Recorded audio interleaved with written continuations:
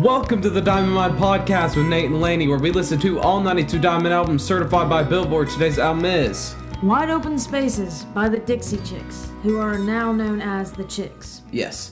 So that's what we will refer to them as throughout the video, so you don't get confused. So first things first, how's it been? It's been like 2 weeks since we've done this. I'm going to personally take the fall for most of this. I had band camp, and we just couldn't find time to do anything. I mean, it's like 2 weeks straight of like 12-hour days. We just couldn't find any time to record. Because I also had to move out, and I had school. Mm-hmm. It was just a stressful 2 weeks, and we really just couldn't find time for it. But obviously, we weren't going to... We needed it, though. Yeah, like it was a good recharge. Yeah, I mean, maybe it's something we can start doing every 30 episodes, maybe. I don't know. Mm-hmm. Secondly, as you can see, the Hella Mega Tour, Green Day, Weezer, and Fall Out Boy, and the Interrupters. Where are they at? They're supposed to be on here. What are we looking at? The Interrupters are supposed to be on here. That's a ripoff. Y'all need to rebrand. Anyways, so we went to that. That was super duper fun. We went to the Atlanta show in Truist Park, and that's where the Braves play. Super fun. There is a video on the YouTube, which we will get into the social medias in 1 second. There's a video on the YouTube if you have any interest at all. Just kind of a short little vlog that it's better than our podcast. It was funny, honestly. I really enjoyed it. I watched it 2 or 3 times. I'm not gonna lie. Yeah, it was enjoyable, honestly. Also, we didn't really disclose that it rained in the middle of the concert. Yeah, I mean, there was a couple times I was like, it's gonna rain, and then you just pan over to us. There's footage of us wet. You have the sky, and I say soggy shoes. So yeah, it poured. It poured like fattest raindrops I've ever seen in my life. Anyways, can I get into social medias, or do you have anything you would like to say first? I can add it after social media. Okie dokie. So, social medias. The Twitter. Oh my gosh, you haven't held them in such a long time. TDM Pod. TDM POD. Right there. The Instagram. The Diamond Mine Podcast. I'm not spelling it out, but it's right there. Right in the corner. Right there. The YouTube, if you're an audio listener and you want to see our beautiful faces, or if you just want to see that vlog that we were just talking about, the Diamond Mine on YouTube. If you look up the Diamond Mine Podcast, we should be the first thing that pops up. It may be our trailer or some sort of video like that. You know what? Let me double check. Just right here. I'm pretty sure we're the first thing that pops up. Lainey is fact checking the Diamond Mine Podcast. Yep. Yeah. It's us. So, if you'd like to get any more us content, you can reach us there. 7 subscribers. Also, just hit us up. Just message us. We will message back. Find Nate's email. Yeah, find my email. It's somewhere. It's on one of these little, what are these called? Episodes. It's within the first 10. Maybe. So you gotta go back to like definitely first 10. I can't remember. You'll have to go through some garbage just to find it. Garbage albums and, you know. But hey. My turn? Yeah. Okay. First off, the bass player for ZZ Top, Dusty Hill, has passed away within the 2 weeks that we were gone. The drummer for Slipknot, Joey Jordison, also passed away. He was only in his 40s, which was crazy. Now, I have 2 important things left to say. First is rate this podcast episode 5 stars on the Apple Podcasts. Do it with all our episodes, please and thank you. And secondly, for all you viewers and listeners out there, throw one up for Weezer. Throw up the set. There was this guy in front of us the whole time at the concert that kept throwing up this at the end of Weezer songs, and his girlfriend was probably like, I've never heard Weezer in my life, and he was sitting there like, he had a Weezer tour shirt on from their past tour. It was he was a diehard Weezer fan. He was there just for Weezer. Yeah, right now I'm drawing a smiley face on my finger with this little chalk marker that we used to... Oh, did you change this? That's how it's supposed to be. I remember last time we changed it, we were like, we gotta remember to not change it next time. Because we changed it after the episode. Like, we went ahead and drew it. Wait, it's probably not at the right angle for them to even see right now.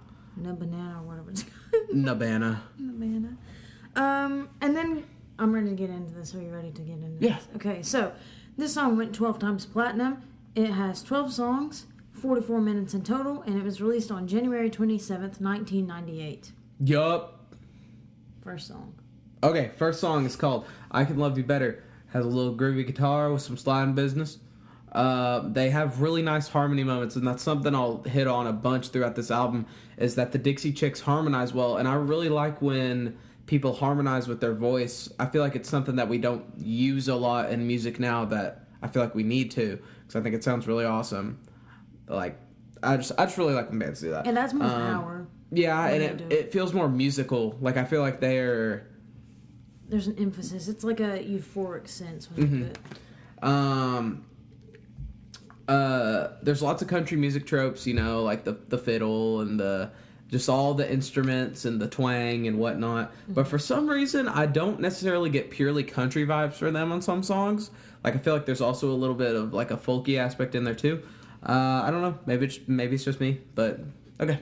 All right. So basically, it's about this guy. He's with another woman, and she's singing about how she's better for him, like Taylor Swift's "You Belong with Me," you know, that kind of thing. Okay, you say more. What did you say? Folk. Folky, yeah. Honky tonk is the word I would use. Honky tonk? Honky tonk. And I'll get into that a little bit later. Then the typical new, like, gross country music that people put out nowadays. I also have a burned CD or two with their songs on it. All right. That my mom made me. So, shout out Kelly. That's how you know.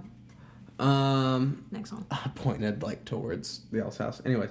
Next song is called Wide Open Spaces, the name of the album.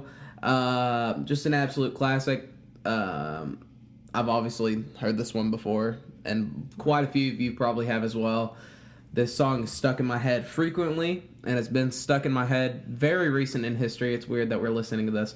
And if I have to pick a favorite thing from this song, it's specifically after, in the chorus, when she goes, wide open spaces, and you hear in the background the person's like, yeah, that is euphoric right there. That is absolutely just like, I feel my whole body just tingle with happiness whenever I hear that.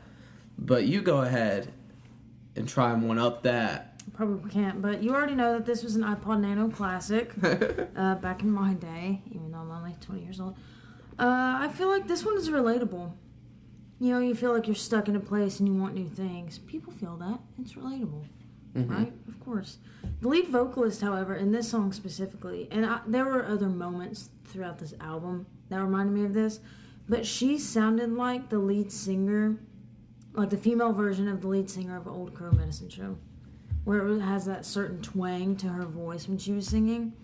Other than that, I mean, it's a Dixie, or I guess the Chicks classic. So... Yeah, so this next song is called Loving Arms. It's a softer, slower song with softer, slower guitar. This song specifically really exemplifies the harmony and chord structure between their voices. I guess just because it is slower and you can have more time for those musical moments. But this song would be low-key boring if their voices didn't have such good chord structure and just really didn't feel as impactful. And also when they hit the chorus, the lead singer just has a kick-ass voice, and I mean, I can appreciate that, and that's another part of the reason that this song isn't as boring as it very well could have been. So I didn't really write a lot for this one. In the beginning, when you were looking up Dixie Chick t-shirts, there was an interesting pitch bend going on, and they did it with a few different notes. Yeah. And then that's when, you know, words kicked in, lyrics, all of that. Honestly, it was just kind of too depressing for my preference. And that's saying something, because some stuff I listened to is, like, just messed up. But this just wasn't it. I don't really know why. It didn't really sit right with me. But I guess if I was in a really bad state, then yeah, sure, I'd add this to the list. But that's all I have. Wasn't understood. Impressed with it. This next song is called There's Your Trouble. This song, the Chicks really reminded me of early Taylor Swift in the song, where I guess she could have pulled some inspiration from them, because back before she went super duper pop, she was actually country, which surprisingly not a lot of people know. Really? Yeah, like a lot of people that I talk to don't know that she was like country before she went pop. Her first, 3 albums are technically country. Well, you also got to think, in, 2007, when, Tim McGraw... Actually, I don't know if that's 2007. It might have been, a little earlier. I'll just look it up. But, around that time period, me and my friends were, 3, 4. No, but even her Fearless album. Okay, she released a new single, by the way. Really? On July 24th. But, while she's looking at that... 2006 was when the first one came out. Fearless came out in 2008. I think I went to that tour. Mm-hmm. Speak Now was also country 2010, and then Red in 2012 was when she went pop. Word. Even though it still says country, I don't think it was really country. No. Just really reminded me of Taylor Swift. How, not so much the chorus, but how the verses are half spoken, half sung, kind of telling a story. It's like that song, Our Song, where how in the verses she's talking about how the boy's or she's we don't have a song, and he's nah, we got a song, and then the chorus is actually musical, and then the verse is a lot more speaking. It's so stupid because slamming the screen door, sneaking out late, tapping on your window when you're on the phone and you talk real slow. I hated that. That only, yeah, okay. Anyways, fun song. I enjoyed it. Good job, the chicks. Right, so I wrote that this is very Taylor Swift as well, with the upbeat song, but the lyrics are kind of sad, because it's about a past relationship. That's Taylor Swift's forte right there. And what's funny is that they actually did a collaboration with Taylor on her album called Lover. Mm-hmm. That was her really recent one, right? No, she's come out with 2 since. Then what's the one I'm thinking? What's her recent one? Folklore and Evermore or something. Lover was right before that. Lover. Yeah. That's the one where she's with Brandon Urie. Yeah. Okay. Yeah. But that's all I had. Nothing Hold on. crazy. Kobe. It went in! Next song. The next song is called You Were Mine. Mm-hmm. I've heard this song as well. I didn't think I had heard anything other than the Wide Open Spaces on this album, but I have. This song really makes you feel the emotion of what she's trying to get across in the chorus, the emotion of heartbreak and having someone stolen.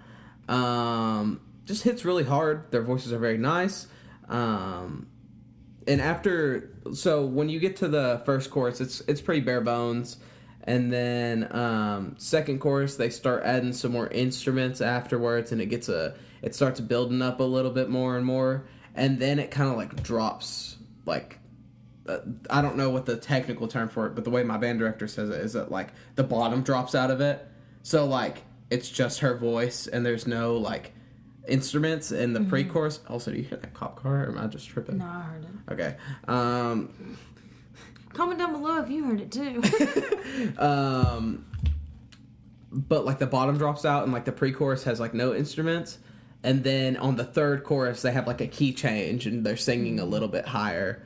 I just really liked it. I like the musicality there. Because already they have the chord structure going on, and then they have the progressing. Obviously, it's not movements because it's the same thing, but it's there's progression going on there because music wants to go somewhere. I'm not trying to get super duper geeky with stuff like that. That's just what I noticed about this song, and I really liked it.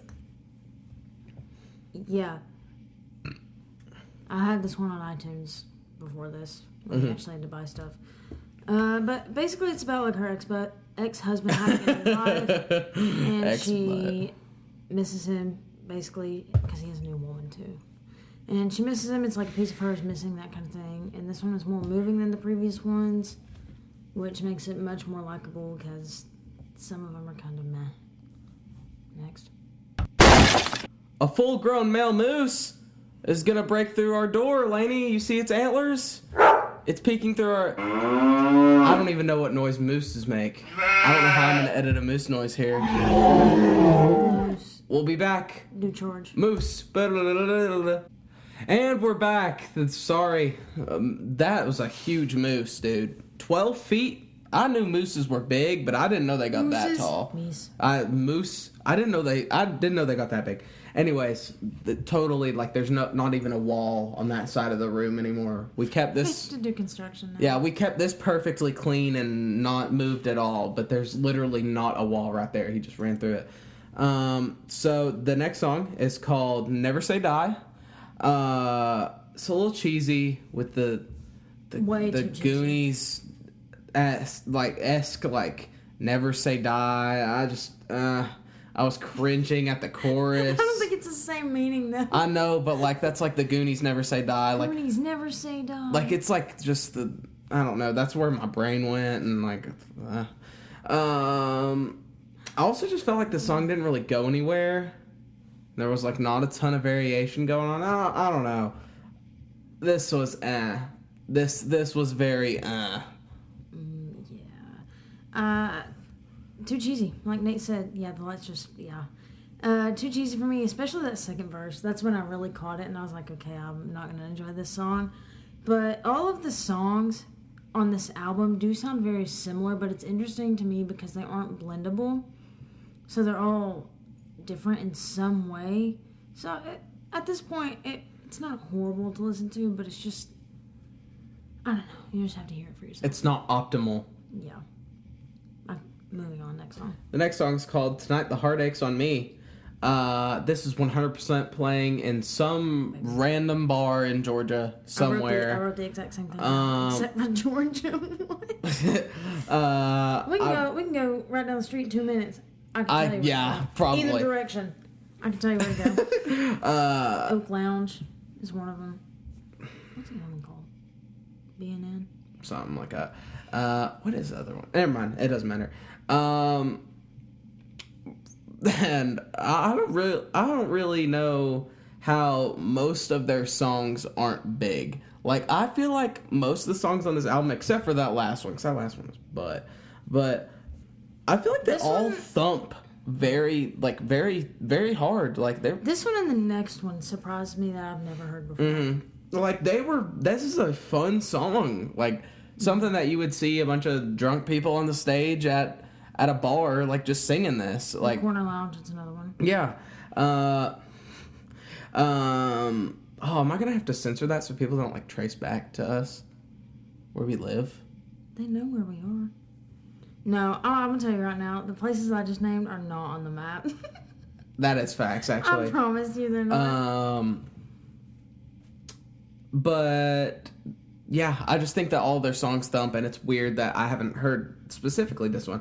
There was like a little 3-hit drum fill that I want to talk about before I get on to you. That they did in, like, during the chorus, and it was just like shugadoom, but like nothing else was happening except for the drums, and I just thought that was awesome. Mm-hmm. It just matched the bouncy, fun energy of this song. So, Lenny, turn. I'm not gonna lie, some of this for the next song, I don't remember writing half the things I wrote, but we'll get to that in a minute. The song, okay, this is really where it gets to the honky tonk side of things. It'll make sense. Please just listen to it because it relates to artists like Gretchen Wilson and Hank Williams Jr. If you know what I'm talking about, please let me know, please. But this song, kind of Nate already touched on, is the epitome of hole in the wall bar karaoke song. Yeah, for sure. Like, that's it. That's literally all I wrote. But my description encapsulates it. That is a very accurate description. Like, people might be like, oh, that's a bare bones description. You didn't say much about it. No. Listen to it. Go look into Hank Williams Jr. The specific song is like Family... Oh, crap. Hold on. Family something. And then Gretchen Wilson, Redneck Woman is all you gotta listen to. And you will just know. Family Tradition. That's what it's called. That song. Yes. I love that song. She has another song really. that I know. Both of them were on my banana, huh? Yeah, I remember you singing that Redneck Woman song when we were little, and I was like, how do you know that? My mom let me listen to songs I should not have known. Anyways, do you have anything else to say? No, we can talk more about that when we get to Prince, though. Anyway. The next song is called Let Her Rip. I have been all day. My mom made tacos recently, and it has just been tearing me up, and it's honestly not been fun. I don't even know what the real song's about. I'm just gonna let you know now. I could low-key hear like a alt-rock ska band cover this Ska. and kill it. Because there was that drum pattern. It had that one specific drum pattern that I cannot think of, but the only reason it wasn't like ska in a sense is because number one, the content, and number two, you have three twang country women singing it.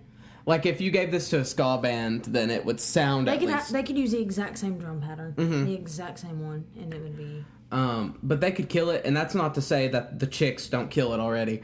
But there's also a dope guitar solo in this, and I really like it. And there's these like big hits. Hold on, I'm about to burp. Totally. So, in the chorus. Did you throw up over there? What was No, that noise? I have bad acid reflux right now for some reason. Anyways, the chorus goes like, let her rip, boom, boom, let her fly, boom, boom. And it's like very, very catchy. It gets you moving, and I could see people in a bar like stomp, stomp on the boom, boom. So, yeah. I was singing Let It Rip. It's literally Let It Whip. Moving on. Is that all you had? Yes. That's not what I meant. That's not what I meant at all. So at the very beginning, I like the vocal protrusion where there's very minimal guitar being used. I just totally did the whip and nay on the podcast. Yeah. This is 100% down Garth Brooks' alley, for sure, 100%. All music comes from other music, which is kind of when you're talking about ska and all of that. So, it makes sense. The vocals here differ, and of course, like, I mean, I basically just said this, but the vocals here differ, and of course the lyrics and message behind it. But this is another catchy bar anthem to me. Word. When sang by them. Next song. Can you draw a frowny face on this thumb after the podcast? Sure. Okay, cool. Because obviously I couldn't use like my left hand to do it. The next song is called Once You've Loved Somebody, It Boring, This Fuller, Filler. Lyrics feel dull, not much say, ooga booga. That was very, my eyes feel like they're blue. I thought you were going to say that was very, hello darkness, my old friend. No, that was the one before where I said it's too depressing. Uh-huh. Yeah, this one wasn't my cup of tea. It wasn't, like, horrible, because I think the lyrics were actually decent, but I would just rather not, because it was another cheesy one like Never Say Die. Next. Next song is called I'll Take Care of You. That's where you put the Batman thing in. The verses are low-key kind of boring, but the chorus is at least interesting musically. So just listen to their voice and the structure of it. There's a lot of dissonance, and so basically it like rubs and just doesn't feel right into like a solution. And the chorus is, I think, in a minor key. If not, it sounds very minor. So I just thought that was really cool. And just the rubbing there up and, like, obviously not physically rubbing, but, like, the notes rub together and then, bam, you get resolution. So I just thought that the chorus was very redeeming. If the chorus wasn't this redeeming, I'd probably not like this song, but I thought the chorus was nice, so. Yeah, I'm about to pee myself. Pee locally. Urinate locally. The intro reminded me of the guitar from Across the Universe. If I went back and played it for you, told you that, you'd probably be like, oh, okay, yeah, I can hear that. Yeah, I'd have to listen to it. During this, I was bored, so I was just singing Pork and Beans by Weezer, Throw It Up for Weezer. And during this, I enjoyed the fiddle break about 2 minutes into the song, and that's about all I really paid attention to. Mm-hmm. So next song. The next song is called Am I the Only One? And then in parentheses, Ever Felt This Way. Has ever felt this way. I'm really not sure what to say with this song. This is how I usually, whenever I'm taking my notes with songs and I don't know what to say, I write down, I'm not really sure what to say, and then I think in my head, why am I not sure what to say? So I said, I'm not really sure what to say. It's just another song that is kind of fun feeling, but honestly has a more negative meaning with the words by the chicks. So I really don't know what makes this one stand out. If anything, the lyrics are definitely a good bit sadder, and I don't want to say darker, because darker makes it sound like evil, but like a good bit more, maybe melancholy. Is that a good word? Something. They're definitely a bit more negative than the past songs have been, but darker, I guess, is the best word for the lack of a better word. Yeah, but that's basically all I've got to say. And I'll explain that in a second. In my opinion, personally, I think they brought it back a little with this one. They got my attention more than the last few. I perceived it as she's tired of being who she is. It's like it's exhausting to her. I know it's mainly, I mean, it's talking about love in a sense and how that affected her and things like that. But it's almost like she just needs a break. And I know that I felt like that and she kind of talks about this in the song, how she's lost her sense of humor. I felt that, tired of having your personality looking a certain way. I get that, However, I've never felt the whole love thing, Haven't dealt with those types of wounds, personally. I don't care. But that was her main focus, but it was just being exhausted of who she is, pretty much, and being in that situation. So, yeah, last song. The last song is called Give It Up or Let Me Go. This is a cover. Never heard the original, and I had never heard of Bonnie Raitt. R-A-I-T-T. Sorry if it's pronounced incorrectly. Yeah, sorry. There's quite a bit of twang, not tang. Well, a little bit of tang too, I guess. There's quite a bit of twang and a Reba McEntire sounding rasp is what I kind of pulled from it. This is definitely quite a bit more country than her other songs, but I really don't know how much I can praise them on this song because it's not their song. So. Okay. Can't lose that thing. That's a close word. Twang is just the tang of sound. Dude. Tang is also a slur. Really? Also, what did I just write? Longest. Yeah, okay. It is the longest on the album at like 4 minutes 56 seconds or something like that. I thought it was a very good way to end the album in its entirety, but when they say, play that guitar, Tommy, that just wasn't my cup of tea, to be honest. That's the second time I've used that phrase in this. I'm so sorry. I love a good fiddle, so if any of you guys do know how to play the fiddle and want to give me lessons, you just let me know. Now, let's get into Bonnie real quick. She is an American blues singer, guitarist, songwriter, and activist. During the 1970s, she released a series of roots-influenced albums that incorporated elements of blues, rock, folk, and country. Her popular songs include I Can't Make You Love Me, Something to Talk About, Thing Called Love. Yeah, that kind of thing. Now, wrapping up this entire album, Apple Music said that there was no filler songs on this album, and for the most part, I think I have to agree. But it's just not really what I dive into. I wouldn't be like, I want to listen to the Dixie Chicks' entire discography today. I do that with other bands, but not this band. So, what are your thoughts on that? So, there was only one song that I thought was filler, really. Which, compared to a lot of albums, that's quite the success. Because there's a lot of albums that I think that, like, more than half the album is filler. I think almost every single album that we've listened to this far has had filler. Yeah, I mean... if not all of them. Yeah, probably. I don't even remember who we've listened to at this point. Upwards of close to 30 artists by now, because there's obviously... This is 31. Well, there's been some repeats with, like, Britney's had a couple, NSYNC's had a couple. Or, no, NSYNC hasn't had a couple yet. Backstreet has. NSYNC will... Actually, I think next episode is NSYNC. Anyways. But, yeah, I find it very impressive that they have such little filler in comparison to other bands. Right. Even though the main subject of the majority of these songs was love. Mm-hmm. And, like... It's so interesting to... If you know me as like a person, I don't like country music really. I don't listen to country music a lot. It's not my thing. I like the Dixie Chicks. I'm not gonna lie, and I'll wear it proudly. The Chicks, y'all just hit the nail on the head.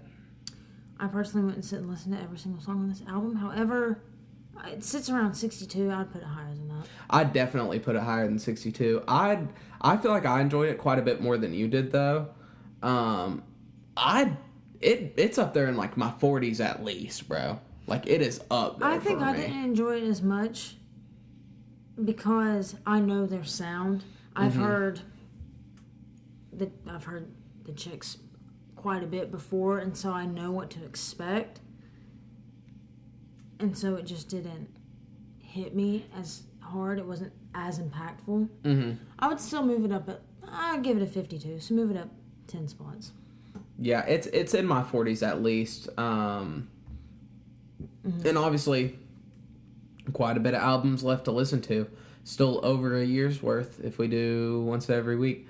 But shoot, I mean including the ones that aren't on the 92, it's quite a bit.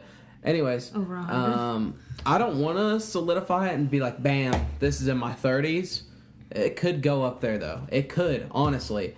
And y'all are probably, especially like people that actually know me, are like, oh my gosh, Nate is rating this album so much higher than I thought he would. I'm rating the album so much higher than I thought I would too. I did not expect to like this album as much as I did. I knew I liked Wide Open Spaces, and I knew I liked the Sometimes I Wake Up Crying. I can't remember what that song's called. But Tony yeah. Hawk just started a live video. Thanks, Tony. That's cool. What is that song called? You Were Mine. You Were Mine. So, yeah, I knew I liked those songs, but I didn't even know You Were Mine was Dixie Chicks. I'm sure I knew, but I didn't know off the top of my head. See, I think also part of my problem was that I was like ready to listen to this. I was kind of excited. Because Lionel Richie, I knew it was about to happen on that one. But I still liked it. But then on this one, I think I enjoyed myself, but it wasn't, again, nothing breathtaking for me. So, social medias? Unless you have anything else to add before I get into that and kind of start wrapping it up. No, I'm good.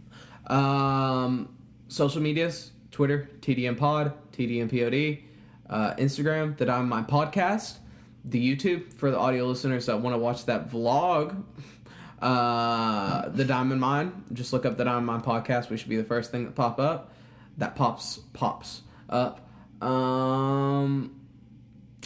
Yeah, anyways, this has been The Diamond Mine Podcast with Nate and Laney. We'll be back at you again next week with NSYNC. And remember, if it ain't the chicks, it ain't music.